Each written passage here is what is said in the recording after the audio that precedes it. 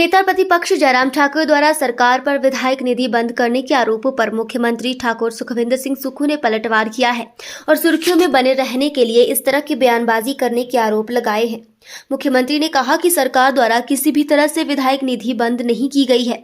जयराम ठाकुर विधायक निधि को लेकर फाइल ढूंढने का जो काम कर रहे हैं, अच्छा होता वो आपदा के समय केंद्र सरकार के मंत्रियों से मिलते और हिमाचल को स्पेशल रिलीफ पैकेज दिलाने का काम करते। उन्होंने कहा कि एमएलए फंड को लेकर वे इतने बेताब क्यों हो रहे हैं। ये फंड तो मिलना ही है जो बजट में प्रावधान किया गया है। एमएलए फंड जिसने रोका ये समझ नहीं आ रहा। जयराम ठाकुर फिर ठगने का काम कर रहे हैं। जयराम ठाकुर अखबारों में सुर्खियां बटोरने के लिए इस तरह की बयानबाजी कर रहे हैं। उन्होंने इस तरह की बयानबाजी बंद करनी चाहिए। यदि विधायक निधि सरकार ने बंद की होती तो इसको लेकर वो पत्र बताएं। वहीं सरकार गांव के द्वार कार्यक्रम में फिजूल खर्ची के आरोप पर मुख्यमंत्री ने पलटवार करते हुए कहा कि सरकार जनता के द्वार कार्यक्रम में किसी भी तरह का फिजूल खर्च नहीं किया जा रहा है। इस कार्यक्रम के तहत मंत्री गांव में जाकर आम जनता की समस्याओं का समाधान कर रहे हैं और वहां पर आम लोगों द्वारा ही खाने पीने की व्यवस्था की जा रही है। किसी भी तरह का मंच नहीं सजाया जाता है और न ही फिजूल खर्ची की जाती है। वहीं उन्होंने कहा कि सरकार जनता के काम कर रही है या नहीं, ये जनता ही बताएगी। अगर सांसद निधि नहीं मिलती है तो वो 29 तारीख को होने वाली बैठक में नहीं पहुंचते। पहले तो मुझे समझ नहीं आता कि माननीय जयराम ठाकुर जी बोल क्या रहे हैं। कह रहे हैं कि विधायक निधि बंद कर दी गई है।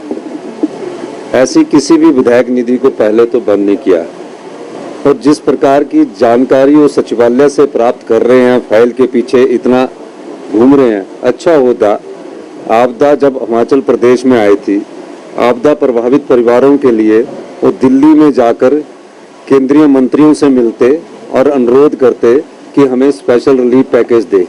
एमएलए फंड के लिए वो इतने बेताब क्यों हैं? एमएलए फंड तो मिलना ही है जो बजट में अनाउंस किया हुआ है। किसने रोका, कब रोका, ये तो मुझे भी समझ नहीं आ रहा। फिर वो ठगने का काम कर रहे हैं। तो ये चीज उन्हें समझनी चाहिए कि एमएलए फंड किसी प्रकार से नहीं रोका गया है। ठीक है, आपने अपना ध्यान अखबारों में लाना है, इस प्रकार की सनसनी फैलाकर आप सुर्खियों में बनना चाहते हैं तो आप बनिए, लेकिन सत्य तो बोलिए। कोई चिट्ठी है उनके पास? इतनी गहराई तक सचिवालय की फाइलों में जा रहे कि हमारा एमएलए फंड रुक गया है। उन्हें तो इस प्रदेश के लोगों की चिंता करनी चाहिए। वो उन कामों को बंद करे जो हमारे आपदा राहत पैकेज मिलना चाहिए था, उसमें तो वो खड़े नहीं हुए। जब हमने प्रस्ताव लाया तो उसमें भी खड़े नहीं हुए। चर्चा 3 दिन तक विधानसभा में की, सब आंकड़े प्रस्तुत किए, बड़ी बड़ी बातें की, उसके बाद भी वो खड़े नहीं हुए।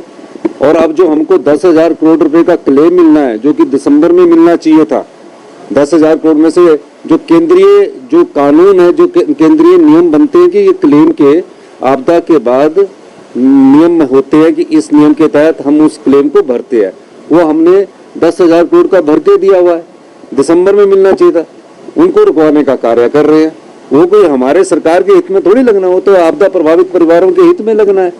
सड़कों के लिए लगना है, पानी की योजनाओं के लिए लगना है, आपदा प्रभावित परिवारों को और क्या सुविधा दे सकते उनके लिए लगना, उसको रुकवाने का काम कर रहे हैं।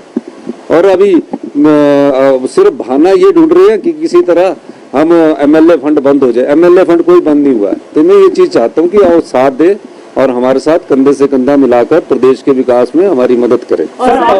से बजट सत्र भी है सर, कहने की सरकार गांव के द्वार तो जारी है लेकिन पैसा नहीं है, लगातार ये कह रही है सरकार। वो तो जनता बताएगी ना, पैसा नहीं है। हम पैसे का सदुपयोग कर रहे हैं, हम पैसे का दुरुपयोग नहीं कर रहे हैं। हम सरकार जनता के द्वार में कोई ज्यादा पैसा नहीं लगा रहे हैं। और जो वहाँ खाना खा रहे ना, वो भी लोग अपने हमारे लोगों द्वारा खाना खिलाया जा रहा है। सरकार के पैसे द्वारा खाना नहीं खिलाया जा रहा है।